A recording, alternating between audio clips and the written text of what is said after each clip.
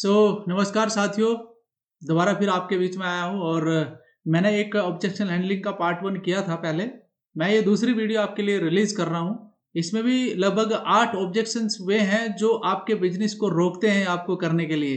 तो उन ऑब्जेक्शन का क्या जवाब आपको देना है साथियों, उसके बारे में आज जिक्र करते हैं। यहाँ पर ज़्यादा आपका समय नहीं लूंगा। मैं आपका दोस्त Sanjay Parmar, as a crown director in network marketing. तो मैं आपको बताना चाहता हूं कि किस तरीके से आप उन्हें हैंडल कर सकते हैं। साथियों, जो मुझे एक्सपीरियंस इस बिजनेस के अंदर हुआ है उसी के अकॉर्डिंग मैं आपको बताने वाला हूं।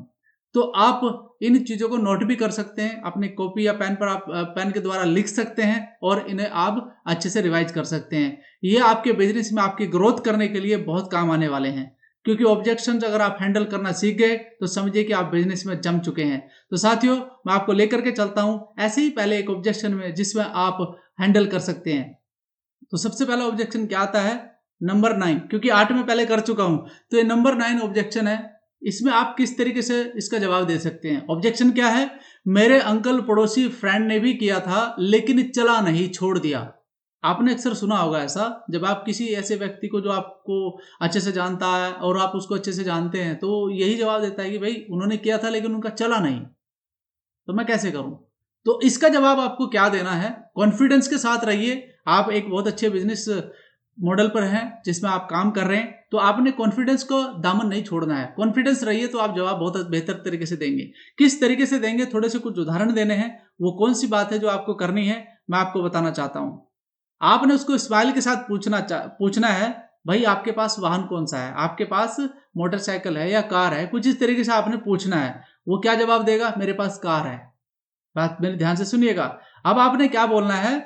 आपने अपनी गाड़ी को खुद चलाते हो या वो खुद चलती है?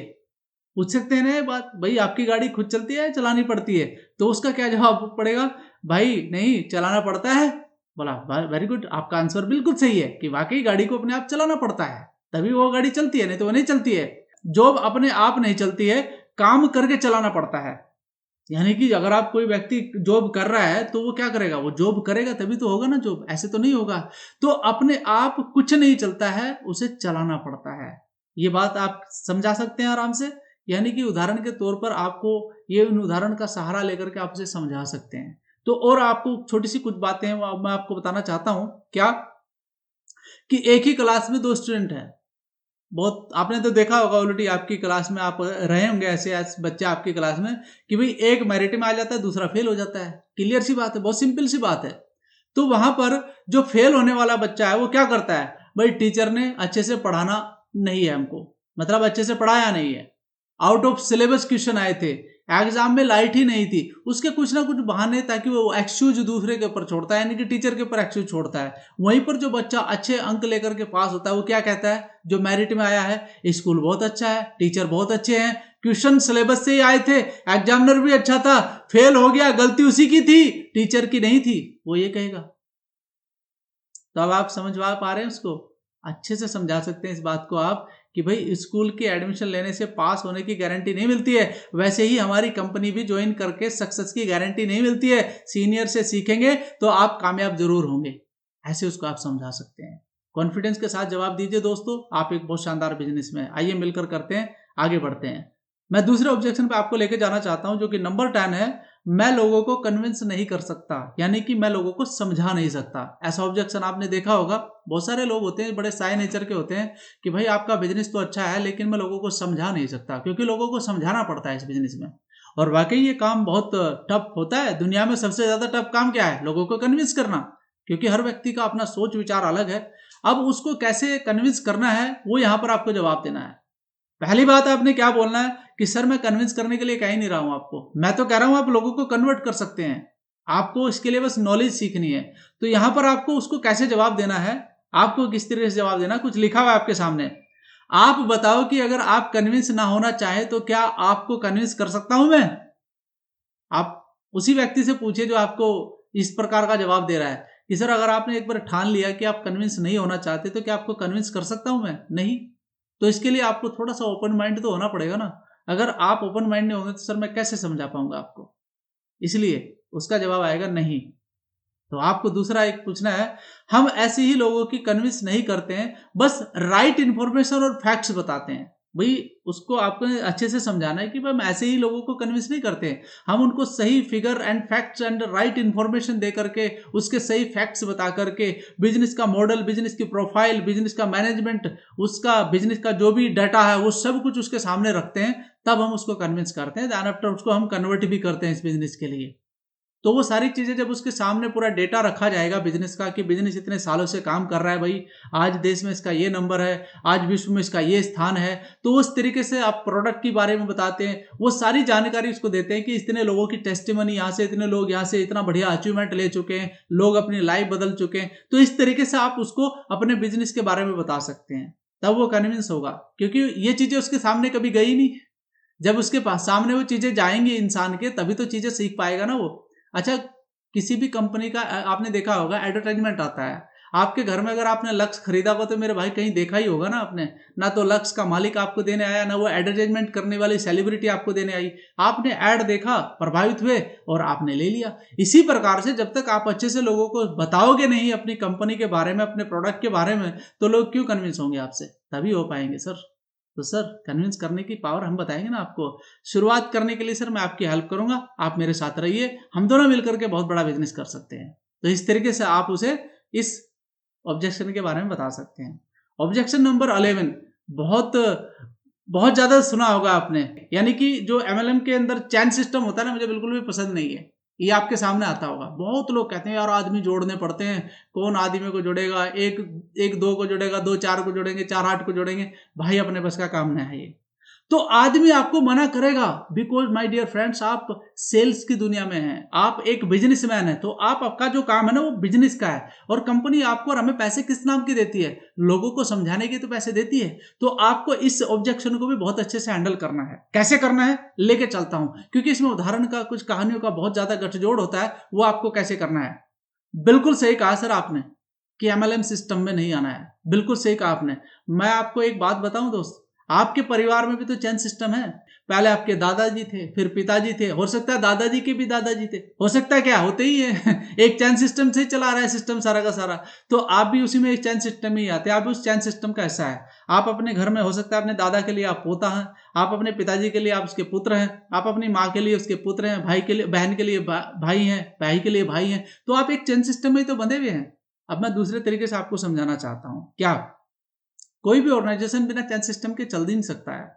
अब देखिए देखिए कोई भी ऑर्गेनाइजेशन है, उसमें सबसे ऊपर कौन होता है, डायरेक्टर होता है, फिर सीनियर मैनेजर होता है, फिर मैनेजर होता है, फिर सुपरवाइजर होता है, फिर डिस्ट्रीब्यूटर होता है, फिर लेबर होती है। तो ये क्या हुआ, ये भी तो एक चैन सिस्टम ही है ना मेरे भाई। नई बात समझ में आई, चलिए और अच्छे तरीके से समझाता हूं आपको। Chain system is equal to power business model, ये बिल्कुल एक बहुत शानदार बिजनेस मॉडल होता है चैन सिस्टम। ये अब से नहीं बना हुआ, बहुत पहले से बना हुआ है। बहुत उदाहरण दे सकता हूं मैं आपको। तो मैं आपको एक और सिस्टम बताता हूं जो कि हमारे देश के अंदर बहुत रेस्पेक्टेड माना जाता है। आप जानते हैं इसके बारे में, आर्मी के बारे में, इंडियन आर्मी जो हमारे देश की है, यहाँ पर क्या है, यहाँ पर इतना अनुशासन आपको देखता होगा, पूरा का पूरा चैन सिस्टम है मेरे भाई, पूरा का पूरा चैन सिस्टम है। अनुशासन कितना आपको पता ही है। आज अगर कोई बोलते हैं कि अनुशासन ऐसा होना चाहिए जैसे आर्मी का होता है, सबसे पहले कौन आता है इसमें, प्रेसिडेंट, हमारे देश के राष्ट्रपति, फिर नीचे आते हैं जनरल साहब, फिर उसके नीचे आते हैं लेफ्टिनेंट जनरल, फिर आते हैं मेजर जनरल, फिर ब्रिगेडियर, फिर कर्नल, फिर लेफ्टिनेंट कर्नल, फिर मेजर, फिर कैप्टन, फिर लेफ्टिनेंट, फिर सूबेदार, फिर हवलदार, फिर नायक, फिर सिपाही। ये सब क्या है, ये भी तो एक चैन सिस्टम ही है, सबका अलग अलग काम है, और इसके अंदर भी कई तरह के विभाग फिर अलग अलग काम करते हैं। तो सारा का सारा जो काम हो रहा है ना, वो ऑर्गेनाइजेशन का एक चैन सिस्टम के ऊपर ही काम हो रहा है। तो चैन सिस्टम एक बहुत पुराना बिजनेस मॉडल है मेरे भाई। अगर आप इसकी पावर समझें तब जाकर के आपको पता चलेगा कि वाकई आप एक बिजनेस करते हैं, तभी आपकी समझ में आएगा बिजनेस की क्या होता है। सो ये एक चैन सिस्टम है साथियों। इसके बाद क्या कर सकते हैं, मिलकर के बड़ा काम कर सकते हैं, नहीं कर सकते हैं। तो इस तरीके से आप उस व्यक्ति को समझा सकते हैं। अब मैं बात करता हूं अगला जो ऑब्जेक्शन है, ऑब्जेक्शन नंबर 12। इसमें क्या होता है, इस कंपनी के जैसी बहुत सारी कंपनी है, मैंने फलानी कंपनी ज्वाइन करी थी। देखो कितना बढ़िया आंसर आएगा इसका निकल करके। मैं आपको बताना चाहूंगा दोस्तों, ऐसे बहुत सारे ऑब्जेक्शन आते हैं आपके सामने। भाई ऐसी बहुत सारी कंपनी देखी हुई है हमारी, फलानी कंपनी में ज्वाइन करा था मैंने, तो चला नहीं, मतलब यही कहेगा बंदा। हो सकता है उसको गलत कोई डायरेक्शन मिल गया हो, गलत तरीका मिल गया हो, तो ये भी हो सकता है ना, बैड एक्सपीरियंस भी होता है लोगों को। तो वो एक जो डर उसके अंदर समाया होता है, उस डर को आपने दूर करना है। कैसे करना है, चलिए इसके बारे में भी सीखते हैं। कैसे करना है, नहीं आप बिल्कुल सही कह रहे हैं। कि आपने बहुत सारी कंपनी देखी है, भाई देखी है या करी है की बात है। मैं आपसे एक बात पूछना चाहता हूं, कुछ थोड़ी सी पुरानी बात है, महाभारत काल की बात है।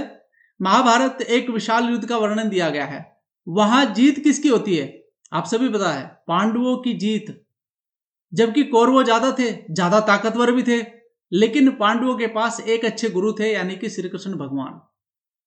श्री कृष्ण भगवान उनके साथ थे, तो जीत का इसलिए सहारा उनके सिर पर बंधा गया क्योंकि उनके साथ एक मेंटोर बहुत अच्छा था, यानी कि वे उन्हें समय समय पर गाइड कर रहे थे। पांडवों को युद्ध जितवा भी दिया उन्होंने।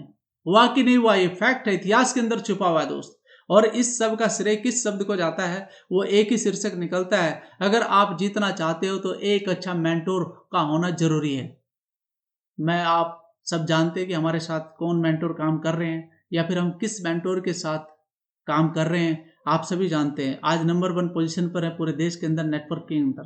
तो यहाँ पर अच्छी मेंटरशिप भी मिलेगी, अच्छा गाइडेंस भी मिलेगा और अच्छी एजुकेशन भी मिलेगी, और आप अपने सपने साकार कर सकते हैं। सभी सपने जितने भी हैं, लोगों के सपने साकार हो रहे हैं। मैं आपको कुछ लोगों के बारे में बता सकता हूँ, टेस्टिमनी दिखा सकता हूँ। आप उन्हें टेस्टिमनी दिखा सकते हैं कुछ लोगों की, जिन लोगों के पेचेक बड़े शानदार आ रहे हैं, बड़ी अच्छी मेहनत कर रहे हैं, और सभी लोग कर रहे हैं, ऐसी बात नहीं है, सभी लोग एक ही दिशा में दौड़ रहे हैं दोस्त। तो आप अपने टीम का माहौल बता सकते हैं कि हमारी टीम का माहौल क्या है, उस तरीके से आप अपना बिजनेस लोगों को बता सकते हैं। आप उसे बोल सकते हैं कि आइए स्टार्ट करते हैं, मैं आपकी हेल्प करूंगा। इस तरीके से आप उसे समझा सकते हैं, राइट। ये ऑब्जेक्शन क्लियर हुआ। अब मैं आपको लेकर चलता हूं नेक्स्ट ऑब्जेक्शन के ऊपर। ऑब्जेक्शन नंबर 13, नेटवर्क मार्केटिंग इतना अच्छा काम है तो सभी क्यों नहीं कर लेते। आता है ना, ये ऑब्जेक्शन भी आता है, नेटवर्क मार्केटिंग अगर इतना अच्छा काम है तो सभी लोग क्यों नहीं कर लेते हैं।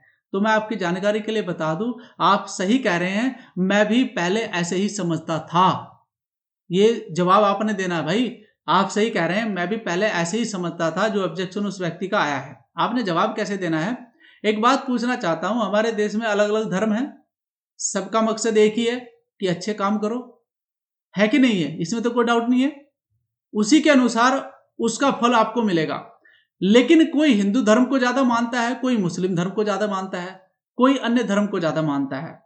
बात तो गलत नहीं कर रहा हूं आपके सामने। किसी को कोई मिठाई पसंद है, किसी को कोई अलग मिठाई पसंद है, किसी को नौकरी पसंद है, किसी को बिजनेस करना पसंद है। हर किसी की अपनी अलग अलग चॉइस होती है कि नहीं होती है। तो बात यहां पर समझाने की होती है, बिजनेस अच्छा है या फिर बुरा लगने की बात नहीं है माय डियर फ्रेंड्स। हम वक्त के हिसाब से अगर अपने आप को नहीं बदलना चाहते हैं तो आप बहुत पीछे रह जाएंगे, यानी कि हमें वक्त के हिसाब से अपने आप को बदलना चाहिए।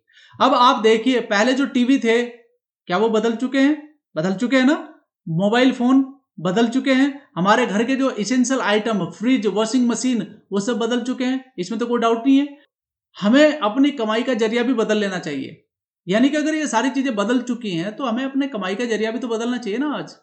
तो मैं आपको इसी बिजनेस मॉडल के बारे में बता रहा हूं। अगर आप और हम दोनों मिलकर के अच्छे से स्टार्ट करें तो ये बहुत शानदार बिजनेस जाएगा। लोग कर रहे हैं, आइए आप एक दूसरे की हेल्प करते हैं और आगे बढ़ते हैं। तो इस तरीके से उस व्यक्ति को आप इस बिजनेस मॉडल के बारे में बताकर इस ऑब्जेक्शन को हैंडल कर सकते हैं। साथ में ऑब्जेक्शन नंबर 14, आपकी कंपनी दुकानों पर सामान क्यों नहीं बेचती। ये एक आता ऑब्जेक्शन, ये बिल्कुल बहुत जायज ऑप्शन है उसका। हो सकता है उस व्यक्ति को नहीं पता है कि डायरेक्ट सेलिंग क्या होता है। आपने कैसे समझाना है, आपने किस तरीके से जवाब देना है, मैं आपको बताना चाहता हूं। क्या दुकानों पर सामान बेचने वाली कंपनी हमें पार्ट टाइम में पैसा कमाने का मौका देती है। ये आपने बड़ी पोलाइटली से पूछना है उसको, बड़ी पोलाइटली से आपने पूछना कि भाई क्या दुकानों पर सामान बेचने वाली कंपनी हमें पार्ट टाइम में पैसा कमाने का मौका देती है। आप तो पिछले कई महीने से खरीद रहे, कई साल से खरीद रहे हैं, कितना पैसा कमाया आपने भी, पूछ सकते ना। तो उसका क्या जवाब देगा, बिल्कुल नहीं। आप चाहे 3,000 का सामान ले रहे हो, चाहे 4,000 का सामान ले रहे हो उससे आप, तो वो आपसे पूरे पैसे लेता है, हर महीने ले लेता है, तो आपको बदले में कुछ नहीं देता है। लेकिन यहाँ पर आप डायरेक्ट सेलिंग के मॉडल में दुकान होलसेलर डिस्ट्रीब्यूटर का पैसा बचाकर कस्टमर को ही इनकम के रूप में दिया जाता है। तो ये बता सकते हैं आप उसे कि भाई यहाँ पर जो डायरेक्ट सेलिंग होती है ना, इसमें जो मॉडल है हमारा, यानी कि दुकान पर जो होलसेलर डिस्ट्रीब्यूटर का जो पैसा है वो बचता है, वो कस्टमर को ही इनकम के रूप में दे दिया जाता है। तो फायदा हुआ कि नुकसान हुआ, यानी कि पहले जो आप सामान खरीद रहे थे उसका जो पैसा होलसेलर डिस्ट्रीब्यूटर सीएनएफ एजेंट के पास जा रहा था, वही पैसा आपके पास आना शुरू हो जाए तो क्या नुकसान है सर। नुकसान है कुछ, इसे समझा सकते हैं थोड़ा सा आप उदाहरण दे करके। डायरेक्ट सेलिंग में कस्टमर नकली सामान से भी बच जाता है और इनकम भी पाता है। देखिए इसमें एक तो नकली सामान नहीं मिलेगा आपको, डुप्लीकेट बिल्कुल भी नहीं मिलेगा, ओरिजिनल गारंटी का सामान मिलता है सारा का सारा। 1 महीने की गारंटी के साथ आपको सामान मिलता है। और 1 महीने की गारंटी कौन सी कंपनी देती है आप बताओ मुझे? पैकेट खुल जाने के बाद भी कंपनी वापस ले लेती है सामान को। तो आप समझिए कि सामान कितना स्टैंडर्ड का होगा, कितना क्वालिटी वाला सामान होगा, तो वो भी आपको बेनिफिट यहां पर मिलेगा। ठीक है दोस्त, समझ में आ रहा है? तो इस तरीके से आप ये ऑब्जेक्शन हैंडल कर सकते हैं। ऑब्जेक्शन नंबर 15, मैं अपनी जॉब से सेटिस्फाइड हूं, जो भी मेरा फैशन है। ऐसा बहुत लोग बोलते हैं, भाई मैं अपनी जॉब से सेटिस्फाइड हूं, हो सकता है उसको 50,000, 1 लाख, 1.5 लाख रुपए मिल रहे हो। होता है ना, बहुत सारे आदमी भी 1.5-2 लाख रुपए भी कमाने वाले व्यक्ति हैं, जॉब में कमाते हैं कुछ लोग, लेकिन सब तो नहीं कमाते ना, सब नहीं कमाते, वो बहुत कम परसेंटेज में होता है। तो ऐसे व्यक्ति को किस तरीके से आप हैंडल कर सकते हैं, इसके बारे में भी सीखते हैं। यहां पर जवाब कहते हैं ना कि बहुत अच्छी बात है सर, लेकिन मैं आपसे एक बात पूछना चाहता हूं। बहुत अच्छी बात है, मैं आपसे एक बात पूछना चाहता हूं।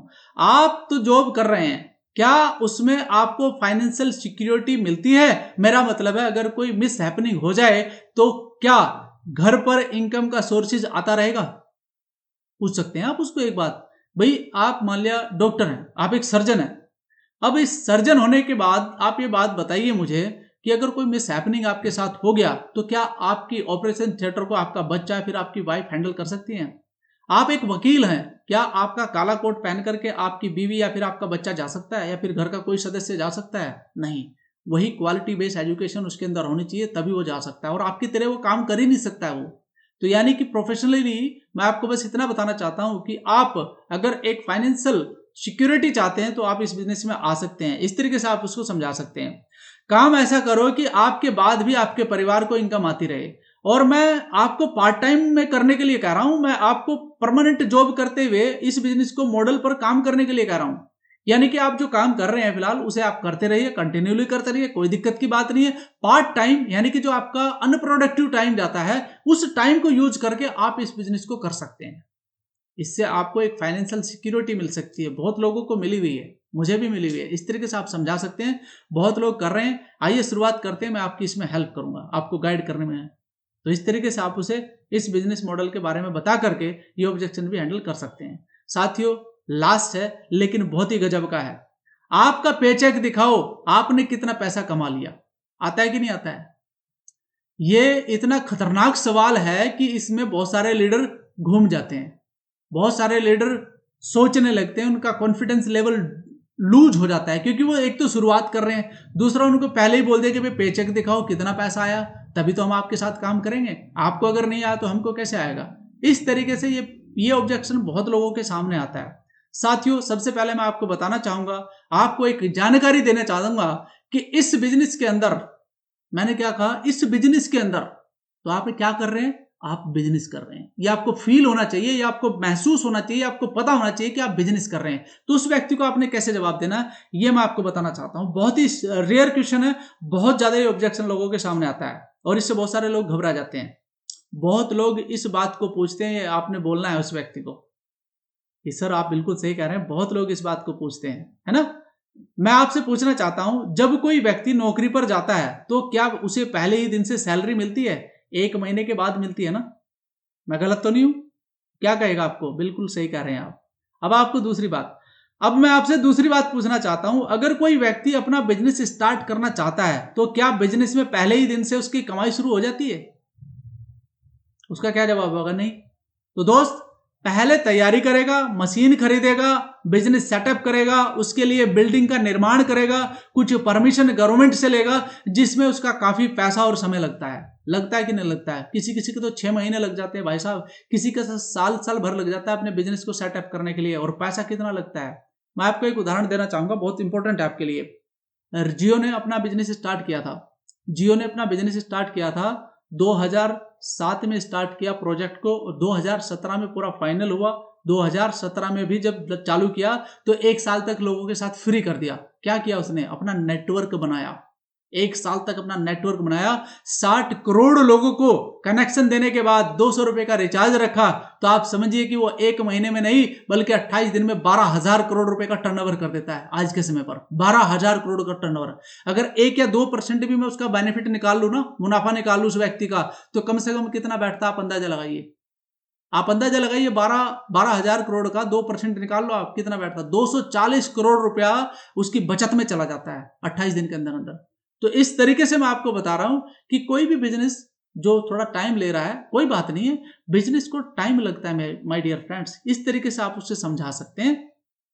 मैं भी स्टार्टअप कर रहा हूं जिसमें मुझे कुछ ड्रीमर्स की आवश्यकता है, उसके लिए मैंने एक काफी बड़े लोगों की एक लिस्ट बनाई है, उसे दिखा सकते हैं आप लिस्ट, और आपका नंबर 21वां है, फिर आपके बाद इनके पास भी जाना है। लिस्ट दिखाने का बहुत फर्क पड़ता है मेरे भाई, तो इसलिए आप उसको इस तरीके से हैंडल कर सकते हैं। ठीक है, बात समझ में आई? आइए मिलकर करते हैं, बहुत शानदार बिजनेस मॉडल है। तो ऐसे आप लोगों को समझा सकते हैं अपने पूरे बिजनेस के बारे में, और ये इन ऑब्जेक्शन को आप हैंडल कर सकते हैं। मैं फिर भी आपको बताना चाहूंगा, इस जितने भी आपके ऑब्जेक्शन हैं उनको हैंडल करने के लिए आपको कॉन्फिडेंस की आवश्यकता है। वो कॉन्फिडेंस सिर्फ आपका एजुकेशन से आ सकता है और कोई तरीका नहीं है। और कॉन्फिडेंस किससे आता है? किससे आता है? एजुकेशन से और प्रैक्टिस से। तो इन चीज़ों से आप अपना कॉन्फिडेंस लेवल बिल्डअप कर सकते हैं, क्योंकि हमेशा एक चीज़ कहा जाता है कि किसी भी काम को करने के लिए कॉन्फिडेंस का होना जरूरी है। और कॉन्फिडेंस के लिए आपके चेहरे पर हल्की सी स्माइल, अच्छे से हेयर स्टाइल, अच्छे से आपका ड्रेसिंग सेंस और आपका एजुकेशन होना बहुत जरूरी है। आशा करता हूं कि आपको जितने भी ऑब्जेक्शन है आपके बिजनेस में आपके बहुत काम आएंगे, और मैं उम्मीद करता हूं कि आप बहुत कुछ सीख करके जा रहे हैं आज।